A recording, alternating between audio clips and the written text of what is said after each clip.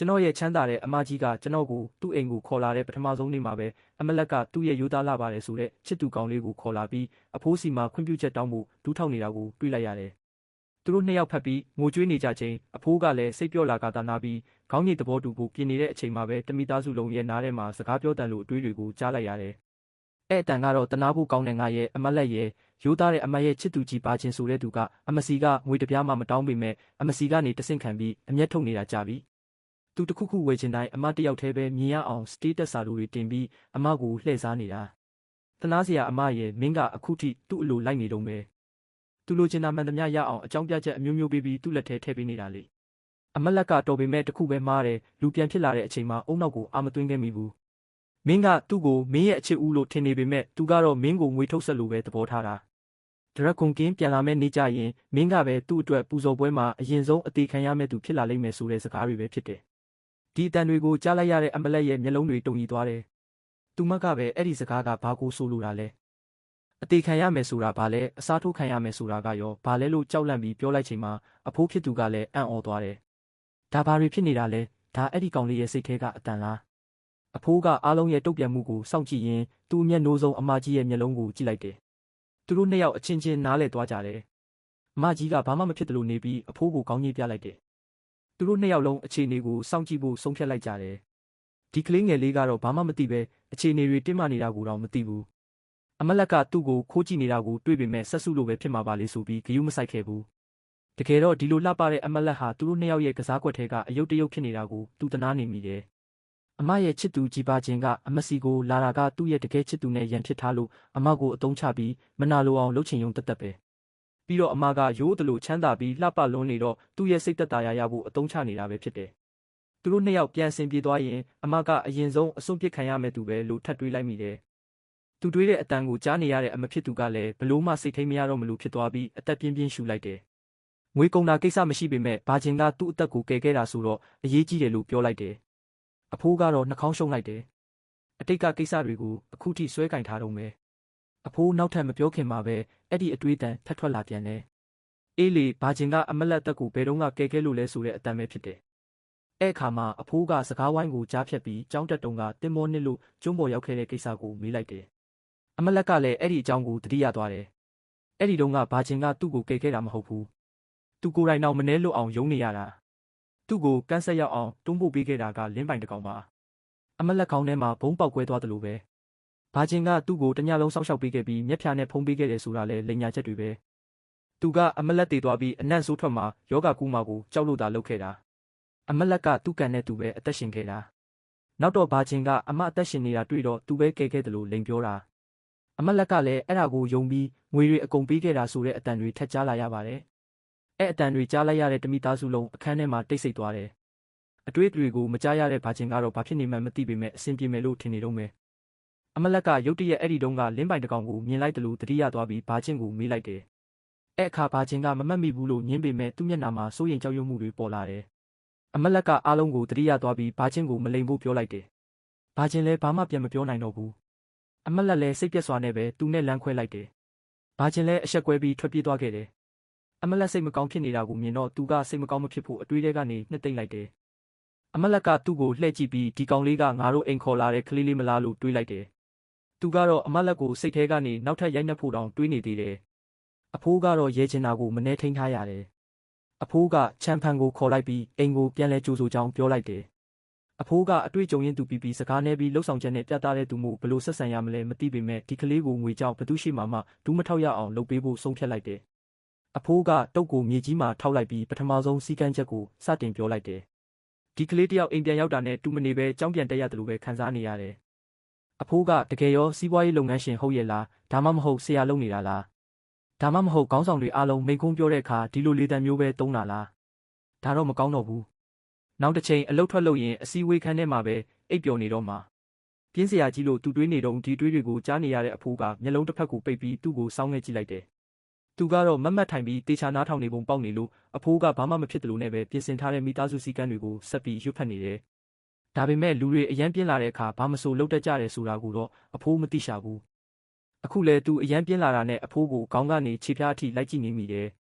တဖြည်းဖြည်းနဲ့သူ့အကြည့်တွေကအဖိုးရဲ့လက်ဝဲဘက်လက်ဖမိုးစီရောက်သွားတယ် အဲ့ဒီမှာအနာရွတ်တစ်ခုရှိနေတယ်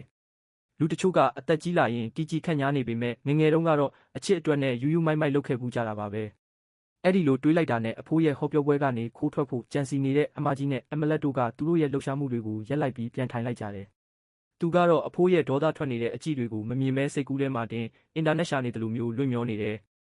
အဖိုးကနေကနေဆင်းလာတာဖြစ်ပြီးအဖွားနဲ့ငငယ်ကလေးကချစ်သူတွေဖြစ်ခဲ့ကြတယ်သူတို့ငငယ်ကအရန်ပျော်ဖို့ကောင်းခဲ့တယ်တနေ့တော့အဖွားမွေးနေ့မှာအဖွားကလေကွင်းထဲမှာစပားရိတ်နေတယ်အဖိုးကအဲ့ဒါကိုတီးပြီးရိုမန်တဆန်ကျင်တာနဲ့ပန်းစည်းလှလှလေးတစ်စီးသွားကူးလိုက်တယ်အဲ့ဒါကိုထုတ်ပြီးသွားပေးမလို့လုပ်ပေမဲ့မထင်မှတ်ထားတာတွေဖြစ်ကုန်တယ်သူ့အတွေးမဆုံးခင်မှာပဲအဖိုးကရုတ်တရက်ကြီးပထမဆုံးအနေနဲ့မင်းအတွက်ကြိုးစိုးလက်ဆောင်ဖြစ်ငွေ9 သန်းချပေးမယ်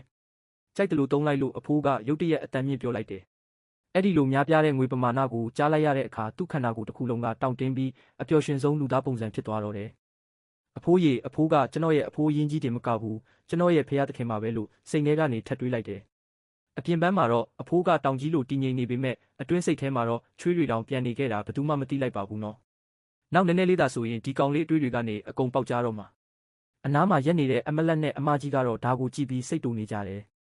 ကြံတဲ့ဇလန်းကဘလို့ဆက်ဖြစ်လဲဆိုတာသိချင်နေကြတာပါငွေ9 သန်းလောက်ကတော့ဘာမှမဟုတ်ပါဘူးငါတို့လည်းပေးနိုင်တာပဲဒီလောက်ငွေနှဲငယ်လေးနဲ့တင်သူကသဘောကျနေတာတကယ်ကိုအတုံးမကျလိုက်တာသူ့ကိုအပြင်ခေါ်သွားပြီးအမြင်ကျအောင်လုပ်ပေးမှကိုဖြစ်မယ်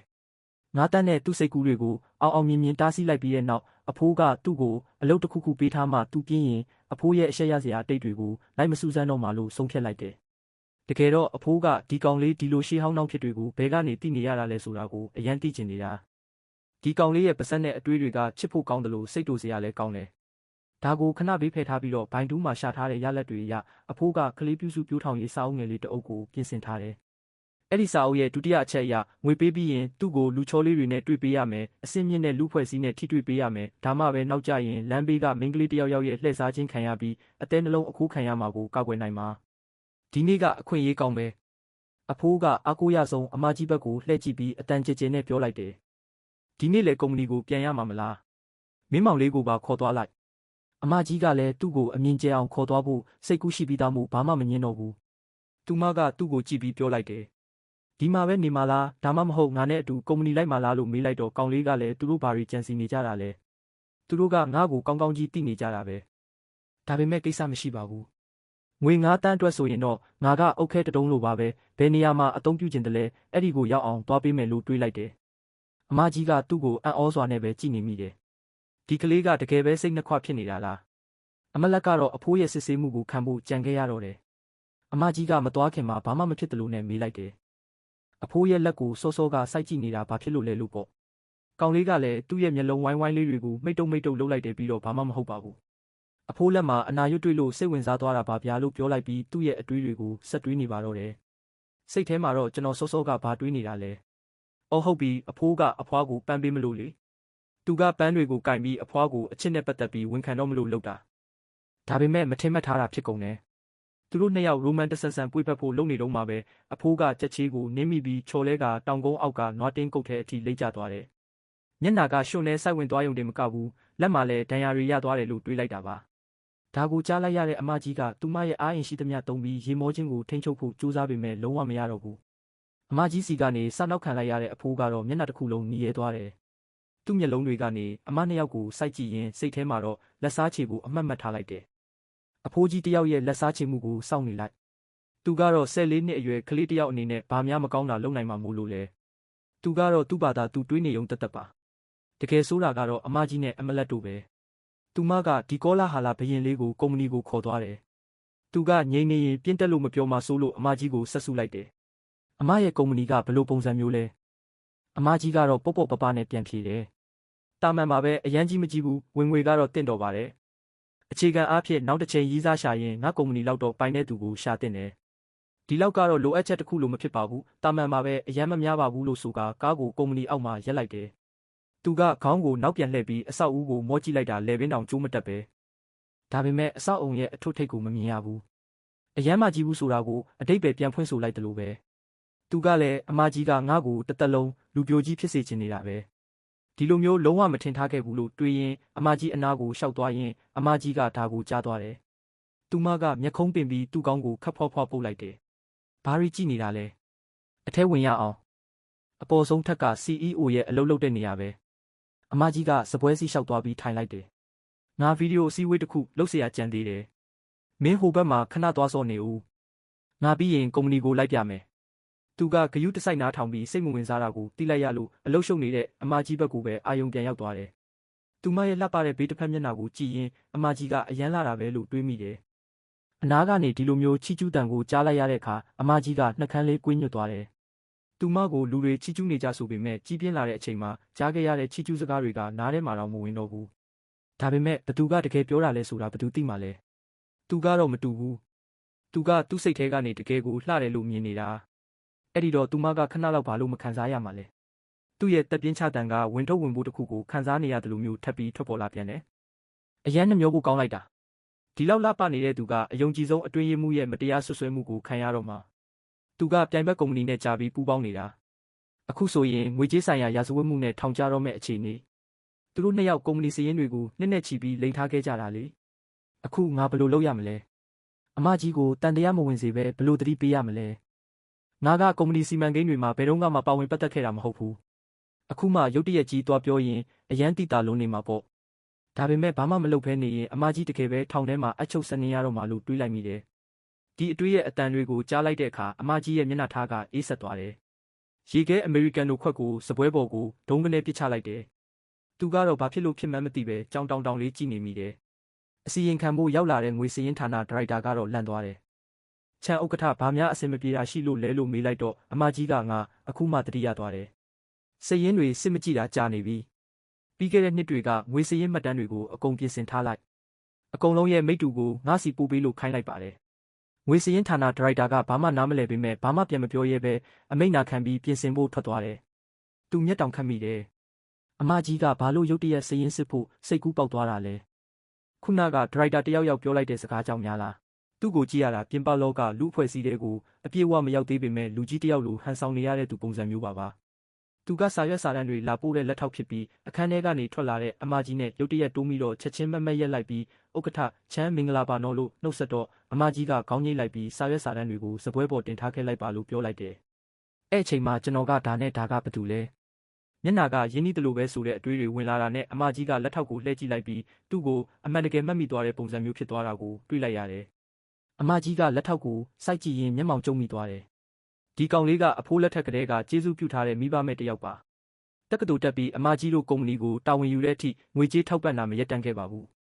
လွန်ခဲ့တဲ့နှစ်အနည်းငယ်ကဆိုရင်နိုင်ငံခြားကိုတောင်ပညာတော်သင်လွှတ်ပေးခဲ့တာပါပြီးခဲ့တဲ့နှစ်မှဘွဲရပြီးသူ့ရဲ့ယုံကြည်ရတဲ့လက်ထောက်ဖြစ်ခန့်အပ်ခဲ့တာဖြစ်ပါတယ်အမကြီးကတော့သူကပဲငါ့ကိုထောင်ချောက်ဆင်နေတာလားမဖြစ်နိုင်ပါဘူးအချိန်ကာလကလည်းမကိုက်ညီဘူးလို့တမိနစ်အတွင်းမှာပဲတန်တရားဖြစ်စရာတွေအများကြီးတွေးမိပေမဲ့သူ့မောင်လေးနဲ့လက်ထောက်ကိုမိတ်ဆက်ပေးလိုက်တယ်သူကတော့ငါရဲ့လက်ထောက်တွင်းရေးမှုကျောင်းလီပါပြီးတော့ဒါကငါမောင်လေးချမ်းဖန်ပါကျောင်းလီကတော့တတိကြီးကြီးနဲ့နှုတ်ဆက်တယ်မင်္ဂလာပါလူငယ်လေးလို့ပြောလာတော့ကျွန်တော်ကလည်းယုံကြည်မှုအပြည့်နဲ့ပြန်နှုတ်ဆက်လိုက်တယ်ဒါပေမဲ့အေကျောင်းလီဆိုတဲ့နာမည်ကြားလိုက်တာနဲ့ချမ်းဖန်ရဲ့စိတ်ထဲမှာတော့ဝရုံသုံးကားတွေဖြစ်ကုန်တယ်ကျောင်းလီဆိုတာနောက်နှစ်အနည်းငယ်မှာဒီလောကရဲ့ထိပ်သီးဖြစ်လာမဲ့သူငါအမကြီးထောင်ကျသွားတဲ့အထိတစ္ဆာရှိရှိနဲ့ဘေးနားမှာရှိနေပေမဲ့သူအမကြီးအတွက်ဆိုရင်သွေးမြေကြခံပြီးအသက်ဆုံးဖို့တောင်ဝင်မလေးမဲ့သူအမကြီးအတွက်လက်စားချေဖို့လမ်းကြောင်းပေါ်ရှောက်လန်းမဲ့ဖြောက်မှတ်တဲ့လက်အောက်ငယ်သားဘာလို့အခုတော့အကောင်ပေါက်လေးလိုဖြစ်နေရတာလဲဒီပြောင်းလဲမှုကဘာလဲ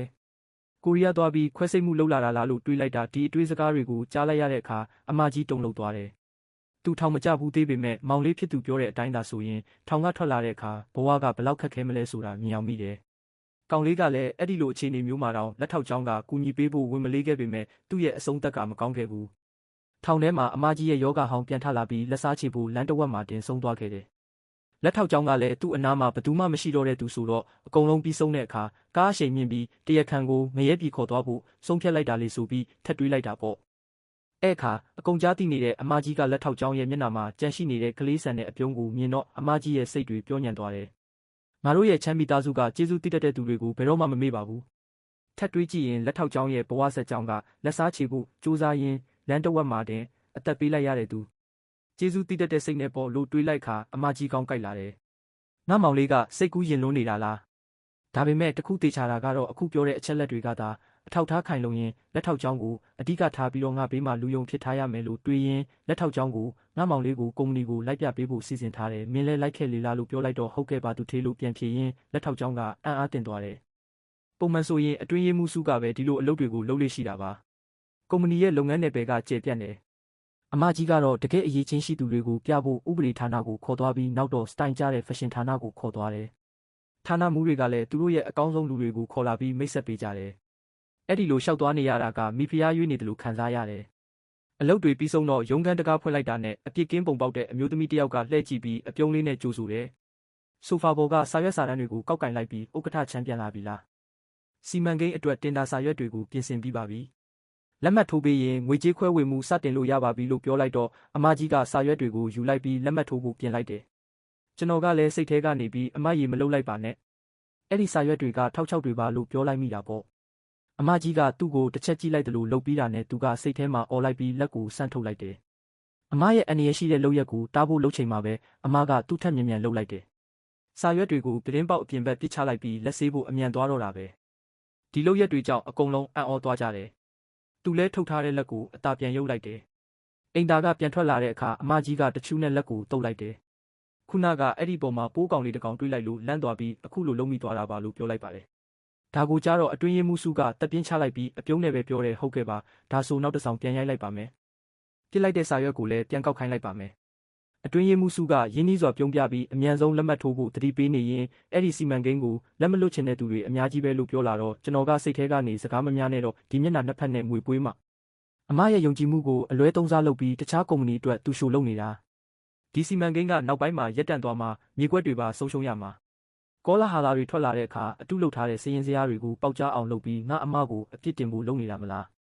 းငါအမကမင်းကိုယုံကြည်နဲ့အနားမှာထားတာကိုမင်းကအဲ့ဒီလိုလုပ်ရက်တယ်ငါမှညံထဲမှာတော့ဒီကိစ္စကချမ်းမိသားစုရဲ့ဒုက္ခတွေရဲ့အစပဲလို့အတွေးထဲမှာပဲအော်ဟစ်ပြီးပြောလိုက်ပါတယ်အမကြီးကအတော်တွေကိုကြားပြီးတော့အတွင်းရေးမှူးစုကိုမယုံနိုင်တဲ့အကြည့်နဲ့ကြည့်တယ်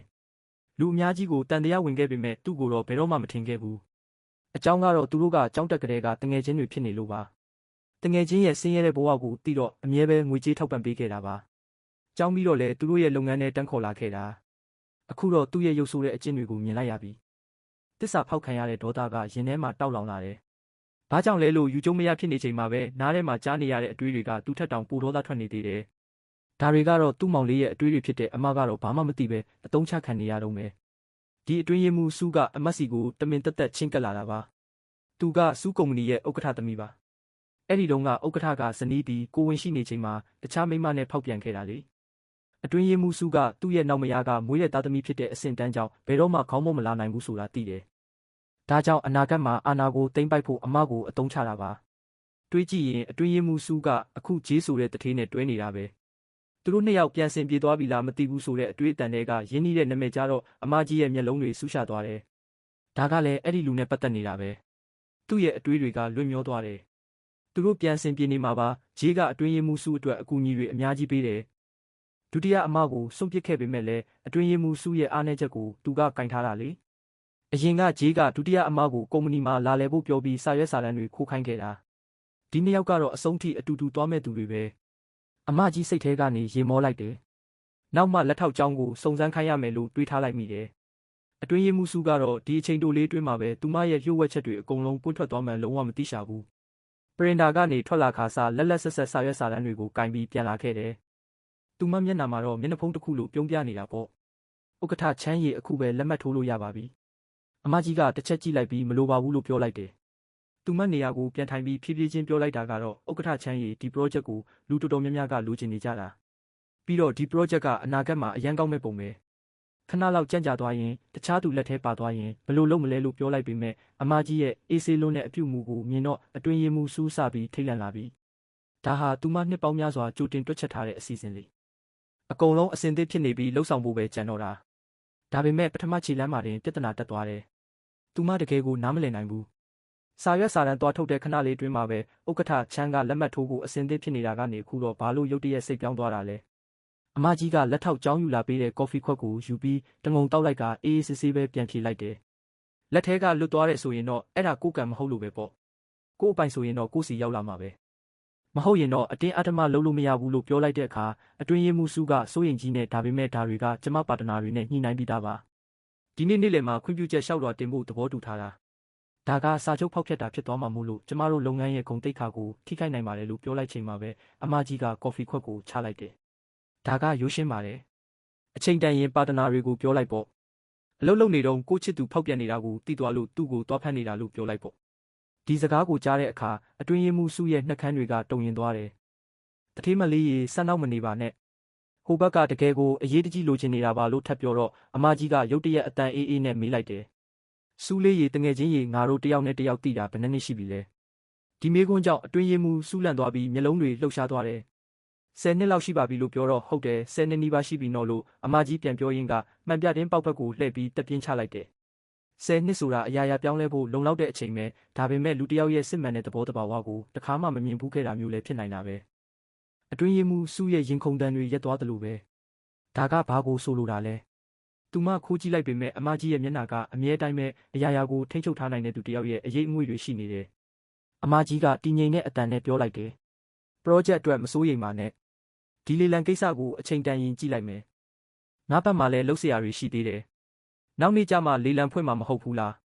အချိန်ရှိပါသေးတယ်လို့ပြောတော့ဟုတ်ကဲ့ဥက္ကဋ္ဌချမ်းလို့ဖြေကအတွင်းရေးမှူးစုကစိတ်လှုပ်ရှားနေပေမဲ့အပြစ်ရှိတဲ့စိတ်ကြောင့်ထပ်ပြီးအတင်းမတိုက်တွန်းရတော့ဘူးတကယ်လို့မနှက်ဖြန်မှာအတွင်းရေးမှူးစုပြဿနာရှိတယ်ဆိုတာသိရပြီးစည်ရင်စရာတွေအတုလုပ်ထားတာတေချာရင်တော့သူမကိုနှစ်ပေါင်းများစွာလှည့်စားလာတဲ့သူကိုလွယ်လွယ်နဲ့လွတ်ပေးမှာမဟုတ်ဘူးထောင်ထဲပို့လိုက်ရုံနဲ့တော့မပြီးဆုံးစေရဘူးထောင်ပြင်ပမှာငရဲခန်းကိုခံစားစေရမယ်အဲ့ဒီညမှာပဲဗီလာရဲ့တတိယထပ်ဆင့်ကြံအဆုံးမှာရှိတဲ့စာကြည့်ခန်းထဲမှာအမကြီးကဒီနေ့ကုမ္ပဏီမှာဖြစ်ပျက်ခဲ့သမျှကိုအဖိုးဖြစ်သူကိုပြောပြနေတယ်အဲ့ဒီအချိန်မှာပဲဗန္ဒာရေးဌာနမှူးကလည်းပြီးခဲ့တဲ့နှစ်ကစည်ရင်စရာတွေကိုအမြန်ယူလာပေးတယ်အမှန်တကယ်ပဲ10 တန်းလောက်လိုနေတာကိုတွေးလိုက်ရတယ်စုံစမ်းချက်အရဒီကိစ္စမှာဗန္ဒာရေးဌာနဒုဌာနမှူးလည်းပါဝင်ပတ်သက်နေပုံများတယ်အဖိုးရဲ့မျက်နှာကအယမ်းကိုတင်းမာသွားတယ်သူ့မြေမအကြီးဆုံးနဲ့ဒီလောက်နီးကပ်တဲ့သူကဒီလိုကြီးမားတဲ့ပြဿနာမျိုးလုံးလိမ့်မယ်လို့လုံးဝမထင်ထားခဲ့ဘူးဒါပေမဲ့ခဏအကြာမှာတော့သူကန်ကောင်းတယ်လို့ခံစားလိုက်ရတယ်ကန်ကောင်းလို့ဒီနေ့ချမ်းဖန်ကိုသူ့အမနဲ့အတူကုမ္ပဏီလိုက်သွားပြီးဘ ഹു တုတရှာဖို့ပြောလိုက်မိတာမဟုတ်ရင်တော့ဘာတွေဆက်ဖြစ်မလဲမတွေးဝန်းစရာပဲသူ့ရဲ့အိုမင်းနေတဲ့အယိုးတွေကဒီလောက်ထိခံနိုင်ပါမလားအဖိုးကတက်ပြင်းချလိုက်တယ်ဒီတခါတော့သူ့ကြောင့်ပဲအကုန်စင်ပြေသွားတာအဲ့ဒီအချိန်မှာပဲစိတ်ထဲကနေအတန်တစ်ခုထွက်လာပြန်တယ်ကူညီပါဦးအမကြီးနဲ့အဖိုးဆိုပြီးအော်နေတာကိုကြားလိုက်မိတယ်နှစ်ယောက်လုံးရဲ့မျက်နှာအမူအရာတွေပြောင်းလဲသွားတယ်ဒီအတန်တွေကစက်တိုက်ထွက်လာပြီးပညာဆိုတာသင်ယူရတာစိတ်ညစ်လာလို့အုံနောက်ထဲကနေအကုန်ထွက်ပြေးကုန်ပြီနောက်ထပ်မကြိုးစားချင်တော့ဘူးမနှက်ဖြန်ကြောင်းမသွားပဲကိုကိုကြည့်ရှုစောင့်ရှောက်မဲ့တထေးမလေးတယောက်လောက်ရှာလိုက်ရင်ကောင်းမလားဆိုတဲ့အတွေးတန်တွေကြောင့်အဖိုးကခေါင်းကိုငိမ့်ပြီးတက်ပြင်းချလိုက်တယ်ဒီကလေးပါတွေစိတ်ကူးရင်နေတာလဲတထေးမလေးရှာမယ်ဟုတ်လားမိသားစုပတ်စံကမလုံလောက်တော့လို့လာ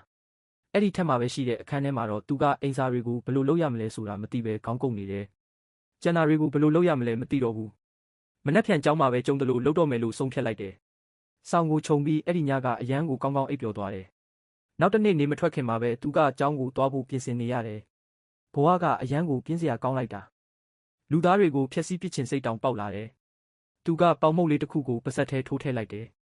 မငေးပါနဲ့တော့လို့အဖိုးကပြောပြီးနွားလို့တစ်ခွက်ကိုသူ့လက်ထဲထည့်ပေးလိုက်တယ်သူကစိုးရိမ်တကြီးသတိပေးလိုက်တယ်မင်းရဲ့အမငါချမ်းချမ်းကမင်းเจ้าမှာပဲတက်တာ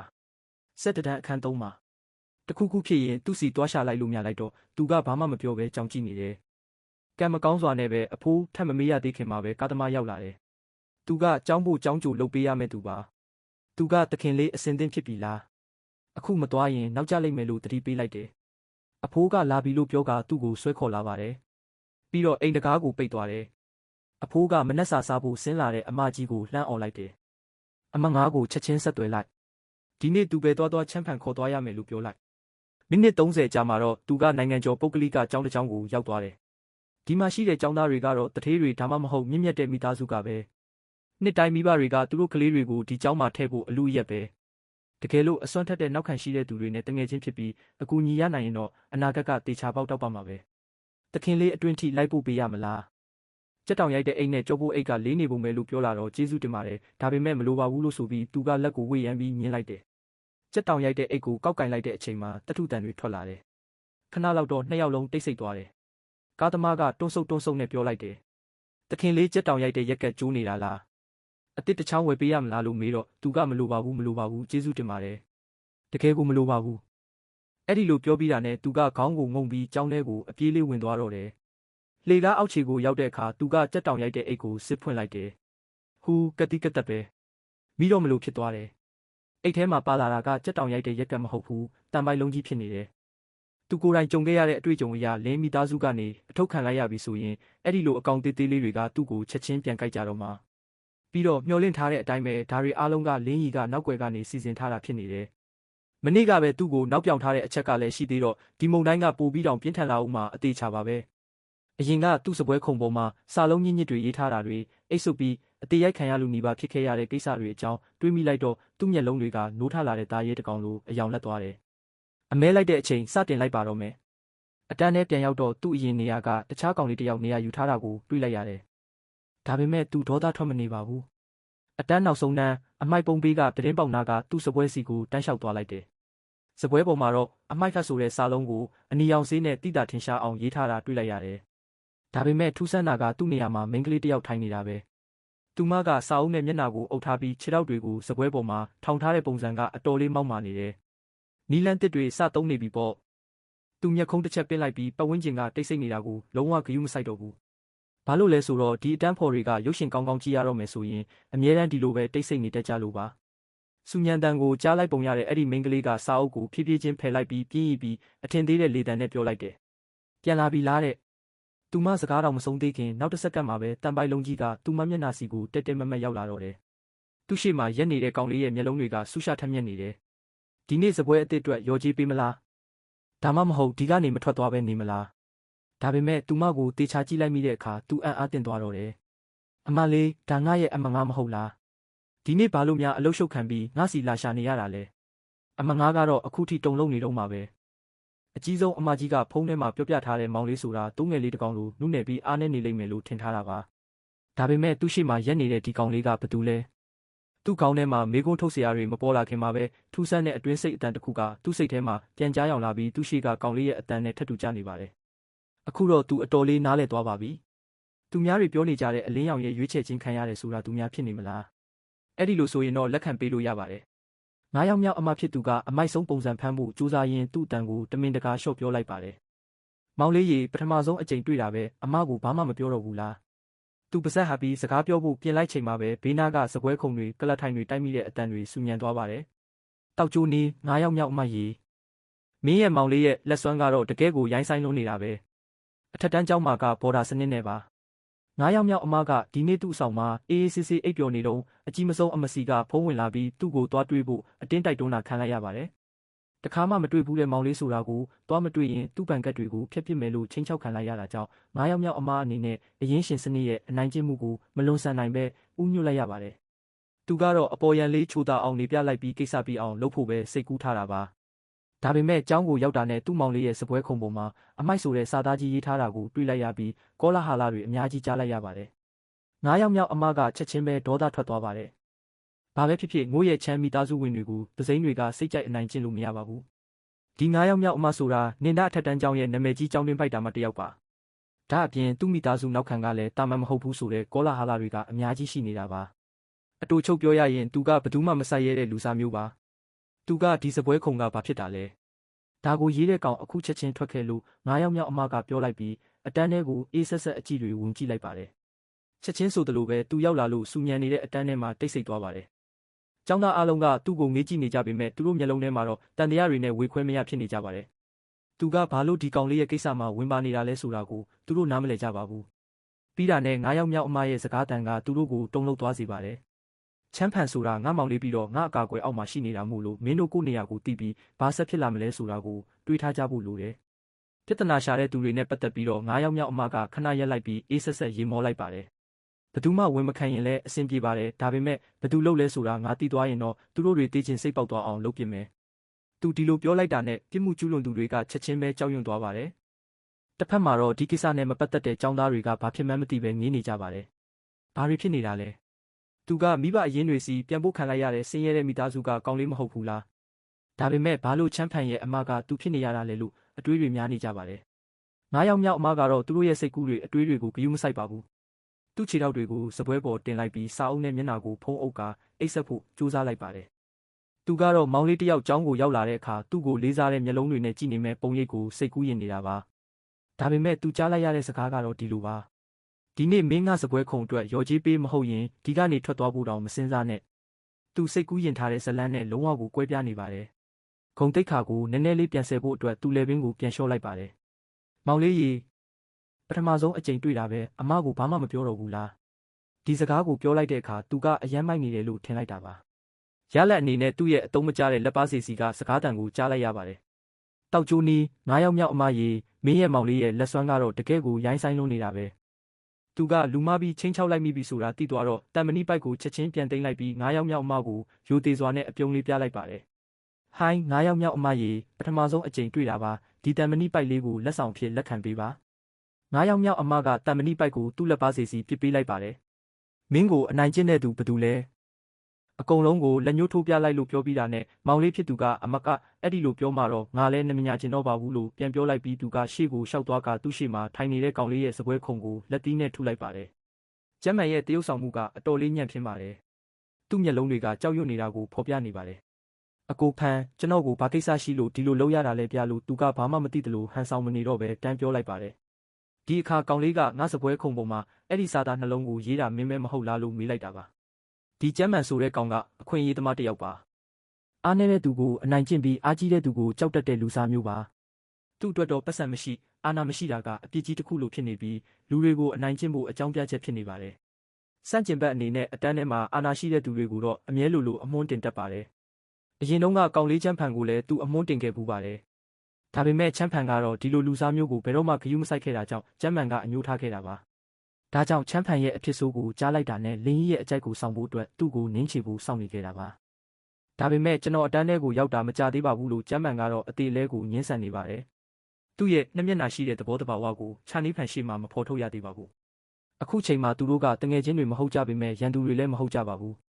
သူကအခုလောလောဆယ်မှာတန်တရားဖြစ်နေုံလောက်ပဲရှိမှာပါသူကခေါင်းမာမာနဲ့ညင်းနေတာကိုကြည့်ပြီးအားလုံးကအယူတွေလိုထင်နေတာလား9ယောက်မြောက်အမကအတန်းရှိကစောင့်ကြည့်ကင်မရာကိုလက်ညှိုးထိုးပြပြီးလက်ပိုက်ကသူ့ကိုဖိအားပေးတဲ့အကြည့်နဲ့ကြည့်လိုက်ပါတယ်ဒီအတန်းထဲမှာကင်မရာကြီးရှိနေတာကိုမမြင်ဘူးလားအတန်ဖိုင်တွေကိုပြန်ထုတ်ကြည့်ရမလား9ယောက်မြောက်အမရဲ့စကားကိုကြားလိုက်ရတော့ကျမ်းမှန်ရဲ့မျက်နှာကဖြူရော့သွားပြီးနောင်နာတွေနဲ့ပြည့်နှက်သွားပါတယ်သူကချမ်းဖန်ဆိုတာငွေကြေးနောက်ခံမရှိတဲ့အတုအယောင်လူငယ်တယောက်လိုထင်ထားတာပါပြီးတော့သူ့မှာပညာရေးအရာလည်းထူးချွန်တာမဟုတ်တော့ကျောင်းအုပ်ကြီးနဲ့ဆရာတွေကသူ့အတွက်ဘယ်တော့မှယက်တီပေးမှာမဟုတ်ဘူးလို့ထင်ခဲ့တာပါဒါကြောင့်ဒီကောင်လေးကိုကင်မရာကိုတောင်မရှောင်ဘဲစိတ်ကြိုက်အနိုင်ကျင့်လို့ရမယ်လို့ထင်ခဲ့တာပါဒါပေမဲ့ဒီလိုအလှည့်ပြောင်းမျိုးဖြစ်လာလိမ့်မယ်လို့ဘသူကထင်ပါလဲဒီလောက်ထိရှုပ်နေစရာမလိုပါဘူးဒီမှာထိုင်နေကြတဲ့သူတွေထဲမှာဖြစ်ပျက်ခဲ့တာကိုမြင်တဲ့သူတွေအများကြီးရှိမှာပေါ့မဟုတ်လားသူ့မျက်နှာမှာတော့ရိုးသားတဲ့ရက်စက်မှုမျိုးရှိနေပါတယ်ဒါကိုမြင်လိုက်ရတော့ကျောင်းသားတွေကချက်ချင်းပဲလက်ညှိုးထိုးပြကြပါတော့တယ်ဟုတ်တယ်ကျွန်တော်အကုန်မြင်လိုက်တယ်မနက်စောစောကကျမ်းမှန်ကစေးပုံးတပုံးနဲ့တုတ်တံကိုယူလာပြီးစပွဲပေါ်မှာရေးနေတာဟုတ်တယ်ဆွဆွဲချက်တိုင်းကကျမ်းမှန်ရဲ့နားထဲကိုစူးဝင်သွားပါတယ်သူကတော့အဲ့ဒီလိုမဟုတ်ပါဘူးကျွန်တော်မင်းကိုအနိုင်ကျင့်ချင်တာမဟုတ်ပါဘူးဒါတွေအားလုံးကချူးဝေနဲ့သူ့တငယ်ချင်းကကျွန်တော်ကိုတိုက်တွန်းလို့လုပ်ခဲ့တာပါရုတ်တရက်အမိတက်ခံလိုက်ရတဲ့သူနှစ်ယောက်ကတော့ငြိမ်မနေနိုင်တော့ပါဘူးမင်းဘာတွေလျှောက်ပြောနေတာလဲချမ်းဖန်ဆိုတာဆင်းရဲတဲ့သူလို့ကြားတော့ကသူ့ကိုအရင်ဆုံးအနိုင်ကျင့်ဖို့အတင်းလုပ်ခဲ့တာမင်းမဲမဟုတ်လားလို့ပြန်ပြောကကျွန်တော်တို့ကနှစ်တော်ကြာတိကျွမ်းလာတာပါဒါနဲ့ပတ်သက်ပြီးဘာမှမသိပါဘူးကျွန်တော်ဘာမှမလုပ်ပါဘူးအကုန်လုံးကသူတို့ရဲ့အစီအစဉ်တွေပါကျွန်တော်ကမင်းရောက်လာတဲ့အထိစောင့်ပြီးမင်းအတွက်ရက်တီပေးဖို့တောင်စိတ်ကူးထားတာပါလို့အသေးလဲတောင်းပန်နေကြပါတယ်ဒီအခါသူတို့ဘာတွေလျှောက်ပြောနေတာလဲသူဘာမှလုပ်เสียမလို့ပဲနဲ့သူရှိကကောင်သုံးကောင်ကခွေးယူတွေလိုတကောင်နဲ့တကောင်ကိုက်ဖြတ်နေကြပါပြီလို့အမငါးကတွေးလိုက်မိတာပေါ့တကားဝမှာရက်ကြည့်နေတဲ့အတန်းပိုင်ဆရာကတော့ဘာလို့ရမှန်းမသိပဲအခက်တွေ့နေပါတယ်သူကတော့တိတ်တိတ်လေးပဲနောက်ဆုတ်သွားပါတယ်အဲ့ဒီကောင်သုံးကောင်ကတော့မျက်လုံးတွေနီးရဲပြီးရုံရင်ဆန်ခတ်ဖြစ်နေကြပါပြီ9ယောက်မြောက်အမကတော့ဒီဇလန်းကိုအေးအေးဆေးဆေးပဲရက်ကြည့်နေပြီးသူ့ရဲ့တည်ငြိမ်တဲ့မျက်နှာကိုပြန်ကြည့်လိုက်ပါတယ်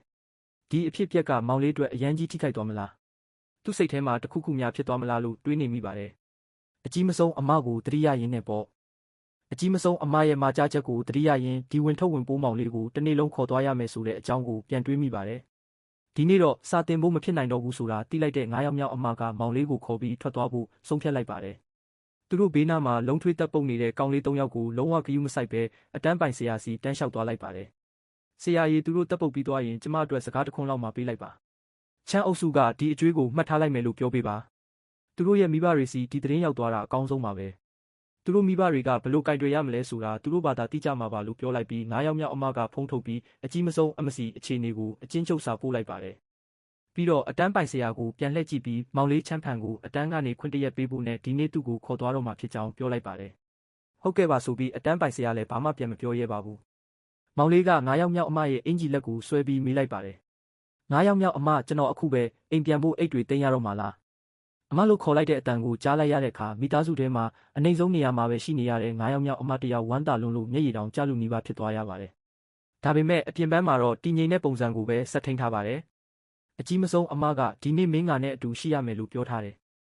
လာပါဦးအဲ့ဒီစကားကိုတစ်ခါလောက်ထပ်ပြောပြပါဦးလို့ပြောလိုက်တော့သူ့ကိုကူညီပေးထားလို့ကျေးဇူးတင်တဲ့အနေနဲ့မောင်လေးကမကြားသလိုလိုလှုပ်လိုက်ပါတယ်ဘာကိုခေါ်ရမှာလဲ9 ယောက်မြောက်အမရဲ့မိလိုက်ပါတော့အတန်းကနေခွင့်ပြုချက်ရထားပြီးသားမှုသွားကြရအောင်လို့တမင်ပြန်ဖြေလိုက်တော့အမကသူဖြေထားတဲ့ခွင့်တိုင်စာကိုဆရာစီပေးလိုက်ပြီးသူ့ရဲ့ရှည်လျားတဲ့ခြေတံတွေနဲ့လှမ်းထွက်သွားပါတယ်။မောင်လေးကတော့သူ့နောက်ကနေပြေးလိုက်သွားပါတယ်။9 ယောက်မြောက်အမအသက်ရှိပါစေ။နောက်ကနေအော်ဟစ်အားပေးတံကိုကြားလိုက်တဲ့အခါအမြဲတမ်းတည်ငြိမ်နေတဲ့9 ယောက်မြောက်အမရဲ့နှုတ်ခမ်းထောင်တွေကမတိမတာလေးတွန့်သွားပါတယ်။ဟုတ်ပါတယ်ဒါကအဲ့ဒီလိုပဲဖြစ်ရမှာပါ။အလဲတန်းကျောင်းကနေထွက်ခွာခါနီးမှာ9 ယောက်မြောက်အမရဲ့အရင်နှီးဆုံးတငယ်ချင်းကသူ့ရဲ့အောင်မြင်မှုတွေကိုစိတ်အားထက်သန်စွာနဲ့ကြွားလုံးထုတ်နေပါတယ်။ပြောရရင်ချမ်းမိသားစုရဲ့မျိုးရိုးဗီဇကတကယ်ကိုမယုံနိုင်စရာပဲ။မင်းရဲ့9 ယောက်မြောက်အမကအတန်းထဲမှာနေတိုင်းအိတ်နေတာအိမ်စာလည်းတစ်ခါမှမလုပ်ဘူး။တနေ့လုံးအပြင်မှာရှောက်သွားပြီးညတိုင်းဂိမ်းတွေပဲစော့နေတာ။ဒါပေမဲ့စာမွေးပွဲမဖြေခင်3-4 ရက်လောက်ပဲအသေးအတန်စူးစမ်းလိုက်တာနဲ့တကြောင်လုံးမှာထိတ်ဆုံး3 ယောက်ထဲပါနေတာပဲ။တကယ်ကိုမတရားဘူး။မောင်လေးကတော့သူ့နောက်ကနေလိုက်ရင်ခေါင်းညိတ်ပြီးသဘောတူလိုက်ပါတယ်ရှေ့ဆုံးကလမ်းလျှောက်နေတဲ့9 ယောက်မြောက်အမကတော့မောင်လေးရဲ့စိတ်ထဲမှာဖြစ်ပေါ်နေတဲ့အတွေးတွေကိုအတင်းအကျပ်နားထောင်နေရပါတယ်။သူ့အတွေးတွေကတော့မဟုတ်မှလွယ်ရော9 ယောက်မြောက်အမကညတိုင်းဂိမ်းစော့နေတာလား။သူကနှက်ချက်တက်ပြီးအွန်လိုင်းသင်တန်းတွေကိုတိတ်တိတ်လေးတက်နေတာပါ။နေကင်းဘက်အတန်းထဲမှာအိတ်နေတာကလူတွေကိုအထင်မှားအောင်လုပ်ထားတာပါ။အိမ်စာမလုပ်တာလည်းဒီတိုင်းပါပဲ။လူတွေမမြင်တဲ့နေရာမှာသူကစာမှုပွဲဖြေဆိုလွှာတွေကိုကစားသလိုမျိုးအေးဆေးဖြေပြီးနေပါပြီ။စာမှုပွဲမတိုင်ခင်3 ရက်ကတော့သူပွန့်ပွန့်လင်းလင်းစူးစမ်းနိုင်တဲ့အချိန်လေးပဲဖြစ်ပါတယ်။ပြင်းရည်နေတဲ့ပုံစံကအယောင်ဆောင်ထားတာပါတကယ်တော့သူကအလုပ်စူးစမ်းသူတယောက်ပါသူပြောတာကိုစိတ်ဝင်စားနားထောင်နေတာကိုမြင်တော့ဝန်ခဲရှင်းကပိုပြီးစိတ်လှုပ်ရှားလာပြီးဆက်ပြောပါတယ်စာတော်တာလည်းမကဘူးသူ့ရဲ့ရုပ်ပိုင်းဆိုင်ရာကြန့်ခိုင်မှုကလည်းယူသွစရာပဲအမှတ်ပြရတာကတမျိုးသူ့ရဲ့ခံနိုင်ရည်ကတကယ်ကိုကြောက်စရာကောင်းတယ်ဝန်ခဲရှင်းကအန်အော်လိုသေးတဲ့အကြည့်တွေကိုမဖုံးကွယ်နိုင်ပါဘူးတခါတော့ကကျောင်းကတိုင်တောင်ကိုတောင်တက်ခီးစဉ်စီစဉ်တော့ကလေကျမတို့ကလက်မှတ်ရောင်းဌာနကိုရောက်တာနဲ့အသက်ရှူမဝတော့ဘူးသူကတော့တောင်ထိပ်အထိတစ်ချက်မှမနာပဲတက်သွားတာတကယ်ကိုအံ့ဩဖို့ကောင်းတယ်ဝါအံ့ဩစရာပဲနောက်နေ့ကျတော့လဲဘာမှမဖြစ်တယ်လို့အတန်းနဲ့ပြန်တက်လာတာပဲလို့ချီးကျူးလိုက်တော့မောင်လေးကဒါဆိုရင်တော့မင်း9 ယောက်မြောက်အမတနေ့လုံးစာလုပ်နေတာကိုမမြင်ဘူးသေးလို့ပါသူကအယမ်းပင်ပန်းတယ်လို့အမြဲညှဉ်းညူနေတတ်တာတကူလုံးပြောခွေနေပေမဲ့သူ့ပါဇက်ကတော့မလျှော့ဘူးဒါတည်းမကသေးဘူးလို့ဆက်တွေးနေတော့ဒါကိုကြားနေရတဲ့အမကဖုန်းကိုပဲငေးကြည့်ပြီးလမ်းလျှောက်နေတဲ့9 ယောက်မြောက်အမကချွေးပြန်တော့မလို့ဖြစ်နေပါတယ်ဒီမောင်လေးကအရာရာကိုတိလွန်းနေတာပဲမထင်မှတ်ထားပဲအလုရှုံနေတဲ့အကြီးမဆုံးအမကဒီနေ့စာပို့မယ်ဆိုတာကိုကြိုသိနေပုံပါပဲစာပို့လိုက်တာနဲ့တပြိုင်နက်ပြန်စာရောက်လာပါတယ်အကြီးမဆုံးအမစီကတိလိုက်ရတာကတော့ဒီအလင်းရောင်ကိုရွေးချယ်ခံရတာသူတယောက်တည်းမဟုတ်ဘူးဆိုတာပါပဲဒီအလင်းရောင်ကအရန်ကိုကျေပြန့်လွန်းလို့သူတို့မိသားစုတစ်ခုလုံးကိုလွှမ်းခြုံထားတာပါ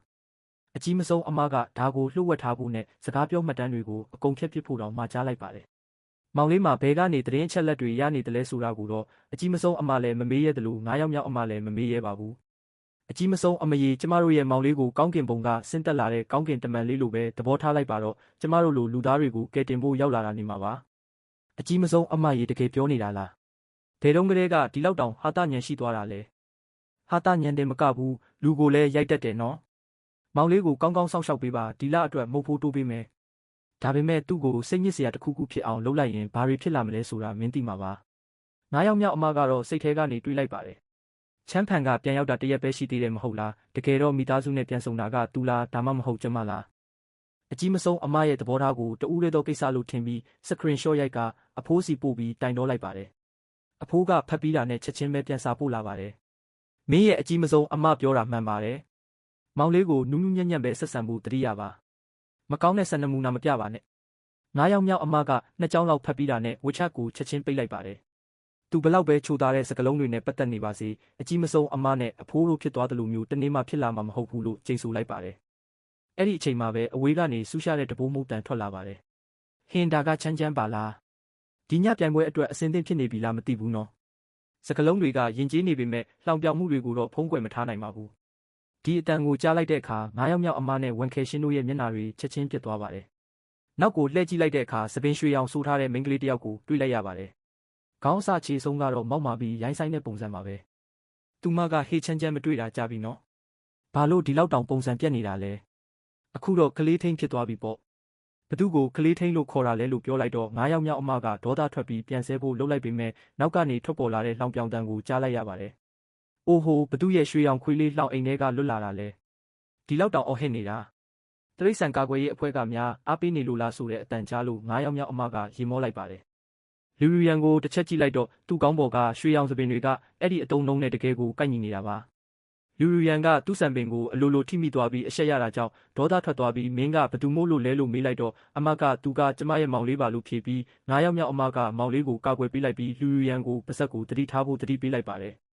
်လူလူရန်က9ယောက်မြောက်အမနဲ့အမြဲရန်ဖြစ်လိရှိပေမဲ့ကလေးတစ်ယောက်ကိုအနိုင်ကျင့်လောက်တဲ့အထိတော့မရိုင်းဆိုင်ပါဘူးနောက်ပြီးခုနကသူစပြောလိုက်တဲ့စကားကလည်းနည်းနည်းလွန်သွားတာကိုသူသိပါတယ်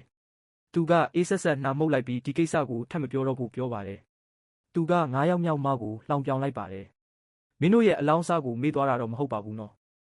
မင်းရှုံးနေသွားတဲ့အခါမှာလည်းအခုလိုပဲစွာနေအောင်မယ်လို့မျှော်လင့်ပါတယ်ဟုတ်တာပေါ့ကျမမမေ့ပါဘူးဒီစကလုံးတွေကိုပဲသူ့စီပြန်လှည့်ပြောလိုက်ပါတယ်အမကတော့လုံးဝမလျှော့ပေးခဲ့ပါဘူးရှမ်မီသားစုဝင်ရေဘာဖြစ်နေတာလဲလို့မေးလိုက်တဲ့ဝန်ခဲရှန်ရဲ့အတန်ကိုအနောက်ကနေကြားလိုက်ရတော့အမကနားမလည်နိုင်စွာနဲ့လှည့်ကြည့်လိုက်ပါတယ်သူမမြင်လိုက်ရတာကတော့လူလူရန်ထွက်ခွာသွားတဲ့နောက်ကျောကိုစိုက်ကြည့်နေတဲ့ဝန်ခဲရှန်ပါပဲသူမခဏလောက်ကြောင်သွားပြီးမှသူမရဲ့ရန်သူတော်ရဲ့တကယ်ကိုလှပတဲ့မျက်နှာကိုသတိရသွားကသူမရဲ့မျက်လုံးအိမ်တွေဟာထိတ်လန့်သွားတဲ့အတွက်ချက်ချင်းကိုပြူကျဲသွားခဲ့ပါတယ်ငါမောင်လေးကဒီလိုစပင်ရွှေရောင်မင်းကလေးကိုသဘောကျနေတာတော့မဖြစ်နိုင်ပါဘူးနော်လူလူရန်ပုံရိပ်ကိုဖျက်ဆီးဖို့အတွက်အတင်းအဖျင်းစကားတွေပြောဖို့ပြင်နေတော့မှပဲသူ့စိတ်ထဲကနေကျိန်ဆဲတန်ကိုကြားလိုက်ရပါတယ်ဒီတန်ကတော့ဟာဒါတကယ်ပဲငငယ်တုန်းကယူမမလားဒီမိန်းကလေးတွေဘာဖြစ်နေကြတာလဲအသက်16နှစ်ပြည့်တာနဲ့ကိုရီးယားကိုသွားပြီးပလတ်စတစ်ဆာဂျရီတွေလုပ်နေကြတာလားဒါမှမဟုတ်အသက်18နှစ်မှရုပ်ပြောင်းသွားတာလားငါအမကတော့လူမမဟာကျောင်းမှာသူ့ရဲ့ရန်သူတော်ဖြစ်ပြီးတွေ့တိုင်းစကားနဲ့တိုက်ခိုက်နေရတယ်လို့ညှဉ်းညူတာကိုကြားဖူးပေမဲ့လူမမှာဒီလိုမျိုးလူမိုက်ဆန်တဲ့အတိတ်ရှိလိမ့်မယ်လို့လုံးဝမထင်ထားခဲ့မိပါဘူးလို့တွေးလိုက်ကသူကဝေးကွာသွားတဲ့အရေးကိုကြည့်ပြီးခေါင်းကိုဖြည်းဖြည်းချင်းခါလိုက်ပါတယ်။အိုးလူမရဲ့အခုငါအမအပေါ်မှာမောက်မာပြီးအနိုင်ကျင့်နေပေမဲ့အနာဂတ်မှာတော့ငါအမကသူ့ကိုအနိုင်ယူဖို့နီလန်းပေါင်းစုံနဲ့စူးစမ်းနေရတဲ့တနာစရာကောင်းတဲ့သူဖြစ်လာမှာပါ။တကယ်ကိုစိတ်မကောင်းစရာပါပဲ။ဒါပေမဲ့တခြားတစ်ဖက်ကနေကြည့်ရင်ဒီဇလန်ကတော်တော်လေးစိတ်လှုပ်ရှားဖို့ကောင်းပါတယ်။ငါတို့မိသားစုကအနာဂတ်မှာဒေဝါလီခံရတော့မှာလေ။ဆိုတော့ဒီနှစ်ယောက်ရဲ့ဇလန်ကိုပြန်ချုပ်ရရင်ငါတို့မိသားစုဒေဝါလီခံပြီးနောက်မှာငါရဲ့ရန်သူတော်ကငါရဲ့အထောက်ပံ့ပေးသူဖြစ်လာမှာပေါ့။ဒီအတွေးကိုကြားလိုက်တဲ့ဒီတစ်ခါမှာတော့မျက်လုံးအိမ်တွေပြူးကျဲသွားတဲ့သူကနံပါတ်5အမကိုယ်တိုင်ပါပဲ။ပထမဆုံးအနေနဲ့သူတို့မိသားစုဒေဝါလီခံရမယ်ဆိုတဲ့အချက်ကိုအလွန်မင်းထိတ်လန့်သွားပါတယ်။ပြီးတော့သူ့ရဲ့အနာဂတ်ရန်သူတော်ကသူ့ကိုအထောက်ပံ့ပေးခြင်းနေတယ်ဆိုတာကိုသိရတော့ပိုပြီးတောင်ထိတ်လန့်သွားပါတော့တယ်။မဖြစ်နိုင်တာ။ဘာလို့သူကငါ့ကိုထောက်ပံ့ခြင်းရတာလဲ။ဒါဘလို့မျိုးထိတ်လန့်စရာဇလန်းလဲ။အမကတော့လုံးဝကိုထိတ်လန့်ချောက်ချားသွားပါတယ်။ဘာကြောင့်များဖြစ်ရတာလဲလို့တွေးနေစင်မှာပဲမောင်လေးစီကလူမဒီလိုလုပ်ရတဲ့အကြောင်းရင်းကအဓိကအားဖြင့်အရေးကြီးတဲ့အချက်တွေကိုကြားလိုက်ရတော့နံပါတ်5အမကချက်ချင်းပဲလမ်းလျှောက်တာကိုနှိကွေးသွားပြီးနားဆွင့်နေပါတော့တယ်စိတ်ထဲကနေလည်းပြောစမ်းပါဦးပြောပြပါကွာလို့ကြိတ်ပြီးပြောနေတော့သူ့ဘေးမှာဝန်ခဲရှန်ကတပြင်းတစ်ချက်ကိုမကြားတခြားချလိုက်ပါတယ်ဒါကိုသူချက်ချင်းသတိပြုမိသွားပါတယ်ဘာဖြစ်တာလဲတခုခုဖြစ်နေလို့လားသူကနားမလည်နိုင်စွာနဲ့မေးလိုက်ပါတယ်ဝန်ခဲရှန်ကသူ့အကောင်းဆုံးတငယ်ချင်းရဲ့နောက်ကျောကိုမော့ကြည့်ပြီးစိတ်မကောင်းစွာနဲ့ပြောလိုက်ပါတယ်ငါမင်းရဲ့အမအတွက်နည်းနည်းပူပန်နေမိလို့ပါနံပါတ်5အမလားကောင်းပါပြီမင်းပူပန်နေမှန်းငါသိပါတယ်ဒါပေမဲ့ခဏလောက်ပူပန်တာကိုရပ်ပေးလို့ရမလားငါအကြောင်းရင်းကိုကြားခံနီလေးကိုစိတ်တူစရာကောင်းလိုက်တာဒါပေမဲ့အနောက်ကလမ်းလျှောက်လာတဲ့နှစ်ယောက်ကတော့ရှေ့ကလမ်းလျှောက်နေတဲ့သူရဲ့စိတ်ထဲမှာဖြစ်ပျက်နေတာတွေကိုလုံးဝမသိကြပါဘူးပူပန်နေတာလားသူကခေါင်းကိုစောင်းပြီးနားမလဲသလိုမေးလိုက်ပြီးခုနကအခြေအနေကိုပြန်တွေးမိကအချက်အဓိကကိုသဘောပေါက်သွားပြီးစိတ်ဝင်စားမေးလိုက်ပါတယ်ဒါနဲ့မင်းတို့ပြောနေတဲ့လောင်းကြီးကဘာအကြောင်းလဲဒီမေကွန်းကြောင့်ဝန်ခဲရှန်ကနံပါတ်5မကိုတွေးဝေးစွာကြည့်လိုက်ပြီးအမှန်တိုင်းပြောပြတဲ့မတင်စဉ်းစားနေပါတယ်ဘာမှမဟုတ်ပါဘူးဆိုင်ကယ်တန်ပွဲလေးပါပဲနံပါတ်5မကတော့သူမတို့လူမျိုးတွေဝေမနေပဲပေါ့ပေါ့ပပပဲပြောလိုက်ပါတယ်ဒီနေ့ည8 နာရီတောင်ကြားလမ်းမှာလူလူရန်နဲ့ငါအမြန်နှုံးနဲ့စိတ်လှုပ်ရှားမှုပြိုင်ပွဲလုပ်ကြမှာရှုံးတဲ့သူကတစ်လားလုံးအစီခံလုပ်ပေးရမယ်လက်ဖက်ရည်ဖြောပေးပြီးရေခတ်ပေးရမယ်နိုင်တဲ့သူခိုင်းသမျှလုပ်ပေးရမယ်ဒါကနံပါတ်5အမရဲ့အနာဂတ်မှာဖြစ်လာမယ့်အခြေအနေမဟုတ်ဘူးလားစကားတခွန်းနဲ့လှူမမကလက်ဖက်ရည်ဖြောပေးဖို့ဝင်မလေးတော့ဘူးပေါ့ တကယ်ပဲဒီလောက်ကောင်းတဲ့ကိစ္စမျိုးရှိတာလားဒါပေမဲ့အဲ့ဒီတောင်ကြားလမ်းကတော်တော်အန္တရာယ်များတယ်တခြားနေရာမှာပြိုင်လို့မရဘူးလားနံပါတ်5မကမျက်ခုံးပင့်လိုက်ပြီးသူမဝါဒနာပါတဲ့အားကစားအကြောင်းပြောလိုက်တော့သူမရဲ့ပုံစံကတောက်ပသွားပါတယ်သူမကအန်သွားလေးပေါ်အောင်ပြုံးလိုက်ပါတယ်မင်းငါရဲ့အရေးချင်းကိုတန်တရားဝင်နေတာလားစိတ်ချပါတောင်ကြားလမ်းဆိုတာထားလိုက်ပါလမ်းအကွေ့18ကွေ့ရှိတဲ့လမ်းဆိုရင်တောင်ငါအနိုင်ယူနိုင်ပါတယ်လို့ပြောလိုက်တော့ကောင်းပါပြီစိတ်မပူပါဘူးပြောပြီးတဲ့နောက်မှာသူမကသူ့စီကိုအာယုံပြန်ရောက်လာပါတယ်ဒီနေ့ညအိမ်ပြန်မလားဒါမှမဟုတ်သူမရဲ့အိမ်မှာပဲနေမလားလို့မေးလိုက်ပါတယ်သူ့ရဲ့အထက်တန်းကျောင်းကကျောင်းအိတ်ကျောင်းသားမဟုတ်ပေမဲ့နေ့စဉ်သွားလာခွင့်ပြုထားပါတယ်စာမေးပွဲရလဒ်ကိုမထိခိုက်တဲ့၍ကျောင်းမှာနေတာပဲဖြစ်ဖြစ်မနေတာပဲဖြစ်ဖြစ်သူ့သဘောပါပဲနံပါတ်5အမကတော့လှုပ်ဝက်စွာစူးစမ်းပြီးလူတိုင်းကိုအံ့အားသင့်စေချင်တာကြောင့်ကျောင်းသားမှာအိမ်တစ်လုံးချက်ချင်းဝယ်ထားလိုက်ပါတယ်အဲ့ဒီအိမ်ကအပြည့်စုံပြင်ဆင်ထားတာကြောင့်ဘယ်အချိန်မဆိုပြောင်းနေလို့ရပါတယ်ဂိုးတောင်မှာလည်းသူမအကြိုက်ဆုံးဆိုင်ကယ်တွေနဲ့ပြည့်နေပါတယ်သူကတော့ဘာကြောင့်လဲမသိပေမဲ့ဒီတောင်ကြားလမ်းလောင်းကြီးကသူ့ကိုစိတ်ပူစေပါတယ်သူချက်ချင်းပဲသူမနဲ့အတူအိမ်ကိုလိုက်သွားချင်တယ်လို့ပြောလိုက်ပါတယ်သူ့အမလည်းကြိုတင်ခွင့်ယူထားတာမို့ဒီစကားကိုကြားတော့ကန့်ကွက်စရာမရှိပဲသူ့ကိုခေါ်သွားလိုက်ပါတယ်ရလက်အနေနဲ့တကားဖွင့်လိုက်တာနဲ့သူမနောင်တက်ရသွားပါတယ်ဘာလို့လဲဆိုတော့သူ့ကိုမေးနေလို့ပါသူကအင်္ဂလိပ်စာလုံးတွေနဲ့ကတ်ခွာတွေကတ်ထားတဲ့နေရန်ကိုကြည့်နေပါတယ်အခုတော့သူကတကယ်ကိုစာကြိုးစားတဲ့သူလိုဖြစ်နေပါပြီမင်းရှိမှပြင်းကြီးချင်အောင်ဆောင်ပြီးညှဉ်းညူနေသူတိုင်းကမင်းကိုအုံနောက်ဆေးနေတာဖြစ်နိုင်ပါတယ်သူတို့ကဘယ်သူမှမမြင်တဲ့နေရာမှာလှုပ်ဝက်ကြိုးစားနေတာပါမင်းသာယုံလိုက်ရင်မင်းရှုံးသွားပြီလို့ပြောတဲ့နံပါတ်5အမရဲ့ခေါင်းထဲမှာအကြီးမတ်နဲ့အဖိုးအိုရဲ့စကားတွေချင်းချောက်မှုတွေချုံမမှုတွေနဲ့ပြည့်နေပြီးသူမကိုစံပြအကြီးမမတယောက်လိုနေခိုင်းနေပါတာပါဟုတ်ပါတယ်မင်းငါရဲ့အောင်မြင်မှုအတွက်စူးစမ်းအားထုတ်မှုကိုတင်ယူရမယ်အခုချိန်မှာသူကလက်နှစ်ဖက်ကိုနောက်ပစ်ပြီးပြက်ကတိန်စီကိုရှောက်သွားနေပါတယ်မနက်စောစောပေချင်းပန်းချံထဲမှာငှက်လောင်အိမ်ကင်ပြီးလမ်းလျှောက်နေတဲ့အဖိုးကြီးတွေလိုပါပဲနံပါတ်5အမကသူ့ကိုလမ်းလျှောက်တုတ်တစ်ချောင်းပေးလိုက်ခြင်းစိတ်ပေါက်သွားပါတယ်သူမရဲ့နှက်ခမ်းတွေတုန်သွားပါတယ်ငငယ်ကလေးကယောက်ျားလေးတွေနဲ့တိတ်မဆက်ဆံဘူးပါဘူးသူတို့နှစ်ယောက်လုံးကចောင်းသားတွေပဲမို့လို့သူ့ညီလေးကိုလေ့ကျင့်ခန်းတွေအတူလုပ်ဖို့ခိုင်းရင်ကောင်းမလားလို့တွေးလိုက်ပါတယ်တွေးလေပူပြီးဖြစ်နိုင်ခြေရှိလေပါပဲအကြီးမကမောင်လေးကိုစာတင်ပေးနေတဲ့ပုံရိပ်ကဘလောက်တောင်ကြည်နူးဖို့ကောင်းလိုက်မလဲသူကပြက်ကလေးရှိမှရက်နေပြီးသူ့မျက်နှာမူရာကပိုပြီးလေးနဲ့လာကသူ့ကိုဘာတွေဖြစ်လာတော့မယ်ဆိုတာကိုလုံးဝမသိရှာပါဘူးသူကဖုန်းကိုထုတ်လိုက်ပါတယ်ဒီနေ့က2020ခုနှစ်နိုဝင်ဘာလ18ရက်ပါနံပါတ်5အမရဲ့တောင်ကြားလမ်းလောင်းကြီးလေငါမှတ်မိပြီဒီနေ့ပဲငါမမကဆိုင်ကယ်တာယာပေါက်ပြီးပြင်းထန်တဲ့ဒဏ်ရာရတော့မှခြေထောက်နှစ်ဖက်လုံးမတန်တော့ဘူးအဲ့ဒီအချိန်ကစပြီးသူမကခက်နေနေပဲလမ်းလျှောက်နိုင်တော့မှဖြစ်ပြီးပြင်းထန်တဲ့လှုပ်ရှားမှုတွေဘာမှမလုပ်နိုင်တော့ဘူးဒါရင်မကသေးဘူး ICU ထဲမှာ2ရက်လုံးနေရအောင်မှဆိုတဲ့မောင်လေးရဲ့အတွေးကိုကြားလိုက်တော့နံပါတ်5အမကကြောက်လန့်တကြားနောက်ကိုဆုတ်လိုက်ပါတယ်အဲ့ဒီစကလုံးအနှဲငယ်ကသူမရဲ့နူးညံ့တဲ့အသွင်ပြင်ကိုလုံးဝဖျက်ဆီးပစ်လိုက်ပါတယ်ခဏနေပါဦးဒါမဖြစ်နိုင်ဘူးလို့ထိတ်လန့်တကြားတွေးလိုက်ပြီးအဲ့ဒီယုတ်တိပေတာထဲမှာအမတစ်ခုကိုချက်ချင်းတွေးလိုက်ပါတယ်ငါဆိုင်ကယ်တွေကထိတ်တန်းပစ္စည်းတွေနဲ့တက်ဆင်ထားတာပါကြောက်စရစ်လမ်းပေါ်မောင်းရင်တော့တာယာပေါက်မှာမဟုတ်ဘူးတယောက်ယောက်ကလမ်းပေါ်မှာတန်မိုးတွေတမင်ကျဲမထားရင်ပေါ့ဒါပေမဲ့ဒါကလည်းတဘာဝမကြပါဘူးတယောက်ယောက်ကတကယ်လို့ရင်ငါတယောက်တည်းပဲမတော်တဆဖြစ်မှာမဟုတ်ဘူးလေဒါအပြင်ငါမမောင်းခင်တာယာအစိပ်ပိုင်းတွေကိုအမြဲစစ်ဆေးတယ်ဒါကြောင့်ဘာမှမှားယွင်းစရာအကြောင်းမရှိပါဘူးလို့တွေးနေစီမှာပဲမောင်လေးစီကတယောက်ယောက်ကအမရဲ့ဆိုင်ကယ်တာယာထဲမှာအသေးစားပောက်ကွဲစေတတ်တဲ့ပစ္စည်းထည့်ထားတာပါလို့တွေးတဲ့အတန်ကြားတော့နံပါတ်5အမရဲ့မျက်လုံးအိမ်တွေကျင်းသွားပါတယ်ဒီလိုအခြေအနေမျိုးမှာတာယာချက်ချင်းပောက်ကွဲသွားရင်ဘလောက်တောင်ကြောက်စရာကောင်းတဲ့အကျိုးဆက်တွေဖြစ်လာမလဲဆိုတာကိုသူလောက်သိတဲ့သူမရှိပါဘူးသူမလည်းကြံရပါတွေအကြောင်းတွေးရင်းနဲ့စိတ်တွေရှုပ်ထွေးလာပါတယ်အဲ့ဒီကောင်လီယူရန်များလောက်တာလားမဟုတ်တော့ပါဘူးသူမကအဲ့လောက်ထိတော့မရက်ဆက်ပါဘူးသူ့နောက်မှာရက်နေတဲ့သူကသူ့စိတ်ထဲကအတွေးတွေနဲ့တင်စိတ်လှုပ်ရှားမှုတွေအတက်ကြမြန်နေတာကိုသူလုံးဝမသိခဲ့ပါဘူးပြောရရင်အဲ့ဒီကောင်ကဘာတူလဲငါလည်းတေချာမမှတ်မိတော့ဘူးခဏလောက်တော့သူ့အုံနောက်ကအလုပ်တွေအများများပြီးမိခိုးတောင်ထွက်တော့မတက်ပါပဲဒေဝါလီခံရတော့မဲ့တထေးသားတယောက်ယောက်များဖြစ်မလားအဲ့အချိန်မှာမောင်လေးတွေးရဲ့အတန်တွေစီကအနှစ်ချုပ်ရရင်တော့လီယူရန်ရဲ့အရက်တောက်ဖို့တယောက်ပေါ့သူ့မိသားစုကိုကယ်တင်ဖို့အတွက်နံပါတ်5အမနဲ့လီယူရန်တို့ကိုကြောခိုင်းပြီးမြေအောက်လောင်းကစားဝိုင်းတစ်ခုထောင်လိုက်တာပါတခြားသူထေးသားတွေကိုလည်းလောင်းကစားဖို့ဖိတ်ခေါ်လိုက်တယ်သူကိုယ်တိုင်ကလည်းလောင်းကစားတိုင်လုပ်ပြီးသူ့မိသားစုပိုင်ပတ်စံအကုန်လုံးကိုလီယူရန်နိုင်ဖို့အတွက်လောင်းလိုက်တယ်သူကအမရဲ့လိပ်စာကိုဘလို့နီးနဲ့ရသွားလဲမသိဘူးကိုတောင်တဲကိုခိုးဝင်ပြီးအမရဲ့ဆိုင်ကယ်တာယာတွေကိုလဲပစ်လိုက်တယ်လို့ပြောတန်ကြားလိုက်တော့နံပါတ်5အမကတော့မျက်နှာမှာအပြုံးတစ်ခုကိုဆက်တက်ထားပေမဲ့တကယ်တမ်းတော့သူမရဲ့သွားတွေကိုကြိတ်ထားလုံးလို့ကွဲထွက်တော့မတက်ပါပဲငါ့ကိုနောက်နေတာလားဒီလိုအကျင့်ပြတ်တဲ့လောင်းကစားသမားတွေကတော့ဒီလောက်ဆိုရင်ပဲလုံလောက်ပါပြီတရားမဝင်လောင်းကစားဝိုင်းလုပ်တဲ့ဆွဲချက်တစ်ခုလည်းတင်ဒီနာမည်မသိရတဲ့ကောင်ကိုအယိုးကြည်အောင်လုပ်ပေးဖို့လုံလောက်ပါတယ်ငါရဲကိုဖုံးဆက်လိုက်မယ်လို့တွေးလိုက်ကနံပါတ်5အမကစိတ်ထဲမှာအစီအစဉ်ဆွဲနေပါတယ်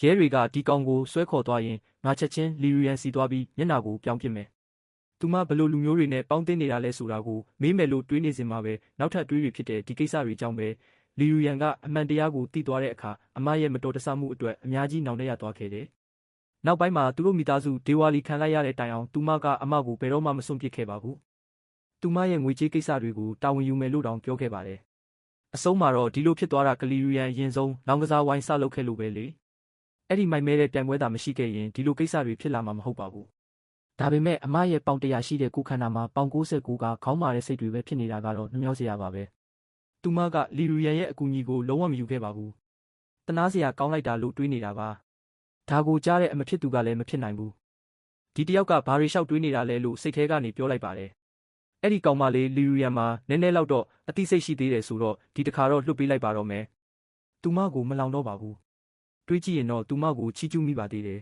။ဒီလောက်တောင်ကျင်နာပြီးခွင့်လွတ်တတ်တဲ့သူကကဘာပေါ်မှာဘလို့လုပ်ရှိနိုင်မှာလဲ။ဒီလိုတွေးနေရင်းနဲ့ပဲသူ့စိတ်ထဲမှာအစီအစဉ်တစ်ခုပေါ်လာပါတယ်။သူလှည့်ကြည့်ပြီးအမကိုတောက်ပတဲ့အပြုံးလေးနဲ့ပြုံးပြလိုက်တယ်။အမကျွန်တော်ကိုဆိုင်ကယ်ကိုတောင်စီခေါ်သွားပေးလို့ရမလား။ကျွန်တော်ဆိုင်ကယ်အစ်စ်ကိုတခါမှမမြင်ဘူး။တကယ်ကြည့်ချင်လို့ပါ။သူကနောက်ဆုံးမှတောင်းဆိုလိုက်ပါသေးတယ်။စိတ်ထဲကနေတော့ကျေးဇူးပြုပြီးတော့ခေါ်သွားပေးပါ။အမကိုတော့ဒီအကြောင်းအတိအကျပြောပြလို့မရဘူး။ငါကိုယ်တိုင်ပဲဖြေရှင်းလိုက်ရမှာလို့ပြောနေပါတယ်